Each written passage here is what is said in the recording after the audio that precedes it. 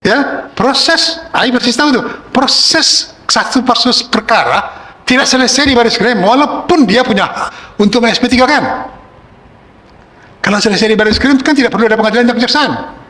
Jadi pahami itu. Dengan memahami itu demikian, maka kita tidak buru-buru mengambil kesimpulan. Tidak buru-buru mengambil kesimpulan.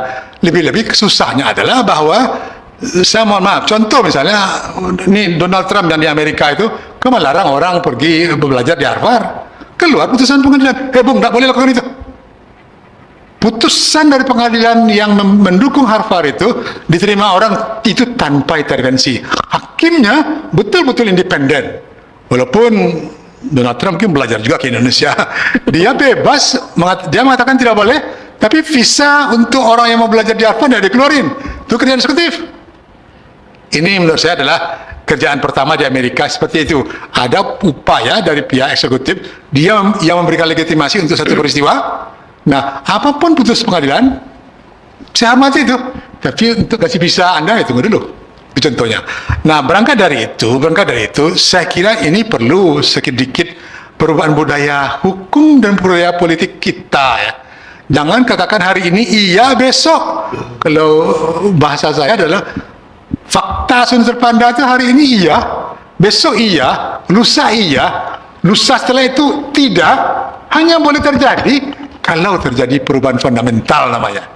Kalau tidak terjadi perubahan fundamental, tidak boleh. Orang lain pertama iya, dua iya, tiga iya, empat tidak boleh itu.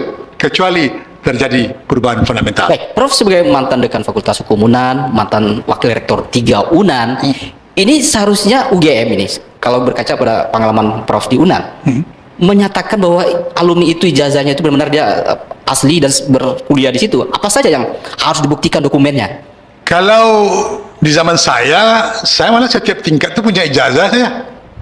Dari 1 ke 2 punya ijazah saya, dari 2 ke 3 punya ijazah saya, dari 3 ke 4 itu bernama nanti sarjana muda hukum lengkap saya, SML, sarjana muda lengkap. Dari 3 ke 4 sarjana S1. Nah, dari 4 ke 5 sebelum sudah itu bernama SHL. Semua terrekod itu. Mungkin setelah SKS sistem kredit semester itu mungkin tidak ada lagi. Yang ada adalah transkrip. Di zaman saya punya 5 ijazah sebagai seorang sarjana hukum dari Indonesia Andalas tahun 78 itu. Nah, jadi seharusnya itu ada di Indonesia sehari. Terekam semua di Stambuk tadi? Ya. Seperti saya katakan tadi, saya bisa melihat begini contohnya, saya masih ingat betul persis. Dari tingkat 4 ke tingkat 5 itu ada 12 mata kuliah. Saya lulus 11. Tinggal cie. Nah, kalau saya terbalik itu, dari 12 mata kuliah, dia lulus 1. Dia duluan SH dari saya. Karena yang lain itu bisa selesai. Saya yang 1 ini betul-betul jadi sandungan bagi saya. Seperti saya katakan tadi, entah ke 6, entah ke 7, saya pernah bercerita sama Suharizal itu.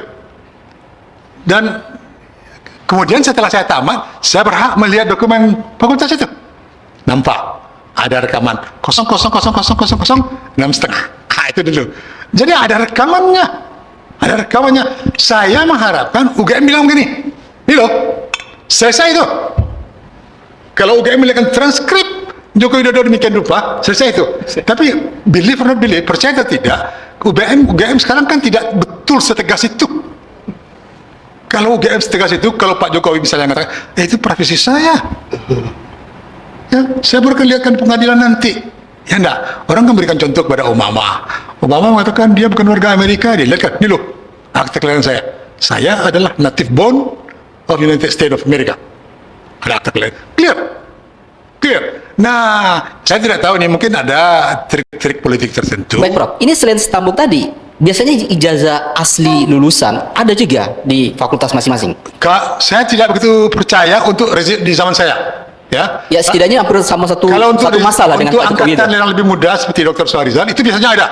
Duplikatnya pasti ada di Andalas. Pasti ada itu. Nah, itu tidak boleh mesti dirawat oleh UNAN. Saya demikian rupa. Kalau undang-undang kearsipan kita kan 20 tahun. Tapi saya tidak tahu ijazah itu berapa lama. Seharusnya itu jadi arsip dari universitas. Semoga lah kalau dengan ada sekarang demikian rupa, di scan demikian rupa, sehingga ada data digitalnya. Tapi dalam undang arsip 20 tahun itu. Nah, kalau hari ini atau di zaman saya jadi salah seorang pembantu direktur, itu biasanya dibuat duplikatnya dulu. Teman-teman, selamat datang kembali dengan saya di channel ini. Di sebuah cuplikan video yang barusan kita tonton ini, ada banyak sekali yang menjadi tanggapan ataupun komentar para netizen-netizen dalam menanggapi video yang barusan kita tonton ini. Nah, teman-teman, kita langsung saja melihat apa saja yang menjadi tanggapan mereka melalui kolom komentar di bawah video ini.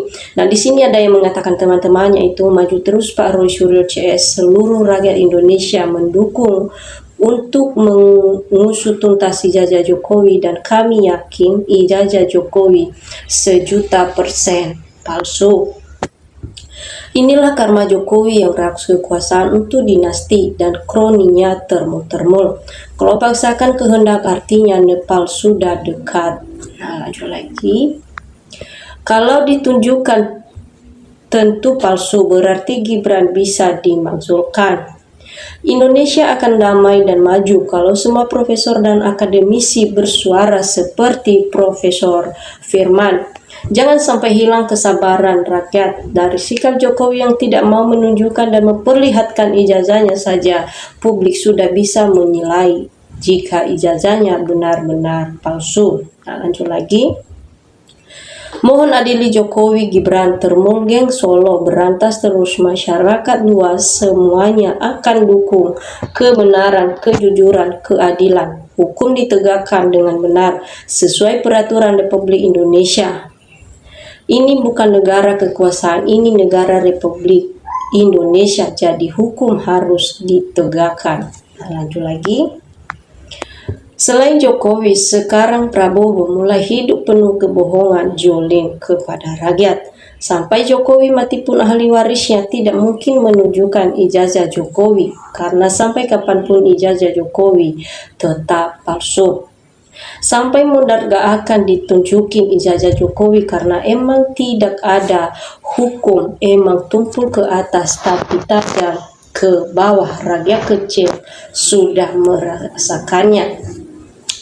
Kebenaran di negara ini harus ditegakkan untuk menghancurkan kebohongan para termul. Jikalau di persidangan Jokowi tetap tidak mau nunjukkan ijazahnya, baru wajib dinepalkan, asal anak negeri bersatu untuk menegakkan kebenaran dan menjaga NKRI. Lanjut lagi. Makin jelek nih kepolisian di mata masyarakat. Tunjukkan ijazah S1 asli Jokowi, tunjukkan ijazah SMA Gibran. Gerak-gerik komunis muncul di NKRI. Sebelumnya komunis bentuk partai untuk menguasai parlemen, kini komunis gaya baru menguasai orang atau aparat tertentu yang disandera dengan menjadikan hukum mereka yang atur adalah sisi keinginannya. Polri, sudahlah, Anda tidak sudah jelek marwahnya. Rubahlah dengan yang baik, adil kepada rakyat, bukan kepada penguasa. Ayo, mumpung masih ada waktu, belalah rakyat, jangan rakus. Dunia itu tidak abadi. Eman namamu. Lanjut lagi. Tidak usah dicabut Jokowi, biar nanti Jokowi yang diseret, karena memang tidak ada ijazah UGM asli Jokowi. Dari pernyataan para ahli hukum dan saksi-saksi, peristiwa semakin meragukan keaslian ijazah. Presiden harus tegas, perintahkan, mendikte, usut dan cari kebenarannya. Copot dulu rektor UGM, baru jalankan pemeriksaan. Kalau teras staf-staf UGM yang terlibat merubah-rubah data, dihimbau mengaku dan jangan dikenakan sanksi hukum. Tanyalah yang dihukum berat. Perintahkan juga Kapolri untuk jajarannya yang tangani kasus ini dan tidak profesional copot. Untuk rektor UGM seperti penanganan kasus Sambo yang lalu, copot jabatannya dulu baru semua terbongkar. Gitu saja kok repot.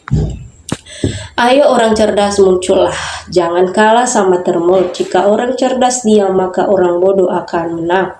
Jokowi orangnya licik, dia akan memutarbalikan fakta dengan bohong. Bohong dari tampak wajahnya sudah kelihatan pembohong.